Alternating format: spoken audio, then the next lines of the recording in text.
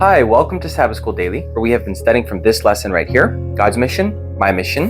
Today we're starting a brand new lesson, lesson 13, which has the title, The End of God's Mission, and today is Sabbath's lesson. Friends, we have finally arrived at the last lesson of our quarter, the last lesson of our year. It's been a great year here at Sabbath School Daily. Going through these lessons every day has been a process of a lot of growth. I did not know how to edit videos. I still don't think I know that well. But I'm learning, I'm growing, and just knowing that I'm able to contribute a little bit into the daily study of people that I don't even know they're out there somewhere, that's always a really cool idea. And so thank you for being here, for staying for this entire year, for accompanying and supporting the ministry. And may the Lord continue to bless you. Next year, we don't know what lies ahead, but we do know that God is already there. But let us go in to study our week's lesson. I'll talk a little bit more about this on Friday. But let's start our study of the week's lesson. Our memory verse comes from 2 Peter chapter 3, verse 11 and 12 that says, "Therefore, since all these things will be dissolved, what manner of persons ought you to be in holy conduct and godliness, looking for and hastening the coming of the day of the Lord?" I really like this verse because it looks at the end of all things, what truly matters in life. Since everything will be dissolved, which means everything will be destroyed at the end, everything will end, what truly matters? And the text itself makes that quite clear when it says that what matters is the manner of person that you ought to be in holy conduct, in godliness, looking for and hastening the coming of the day of the Lord. So that's what we should be living for, to hasten the day of the coming of the Lord. And we can participate in that. One thing to keep in mind is that the second coming is up to God. Ultimately, it's not up to you and to me. It's going to happen when it's going to happen.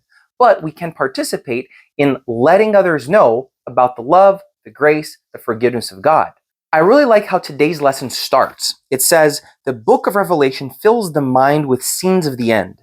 The epicenter of the book deals with the cosmic conflict between Christ and Satan. Satan has lost his legal hold over the earth, and now he pursues those who remain loyal to God.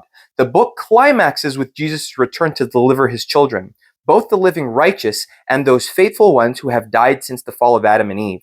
The book shows us, too, the destruction of Satan and the wicked by fire, and Jesus' establishment of his eternal kingdom on the earth made new. I really like the study of the book of Revelation. It's one of the most fascinating books of the Bible. I remember as a child reading it and being quite scared because you'll see dragons and beasts and there are elders and signs and seals and plagues and there's so much going on and it seems so mysterious. But after I grew a little bit and learned how to study, how to read the book of Revelation a little bit better, it's become one of the most beautiful books in the Bible. That is truly a book of mission.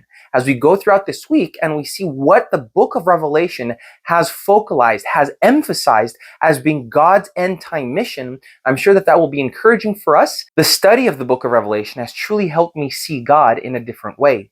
The more I study it, I see the God that wants to relate to his people, the God that wants to open up, to lift up the veil of the future so that we may know what's happening and that ultimately we might know that he is still in control. The last paragraph of today's lesson says this. However, in this quarter's final lesson, we will see that Revelation is a missionary book focused on a missionary God who is calling us to be a missionary church. Our calling to proclaim present truth to the world will exist right up until everyone has made the choice for or against God. Know that there are people today that are on that fence, that are making the decision to one side or to other, and your influence in their life can be the thing that makes all the difference. You can make all the difference in someone's eternal life. So remember that as you interact with those around you at home, at school, on the street, remember that some interactions might seem small to us, but they have eternal ramifications, eternal consequences. And the more that we learn, the more that we get to know the Lord through the study of the Bible, especially this book of Revelation, the more we will be equipped to be helpful to those around us. So don't miss out on this week's lesson. Study your lesson, look up the Bible verses, contemplate, think, and pray on what you've learned and what you read. Also, comment down below with any questions or any comments. I love hearing from you. And please remember to like, to share, and to subscribe to our videos. We will release one every day. And I hope to see you again here tomorrow for another Sabbath School Daily.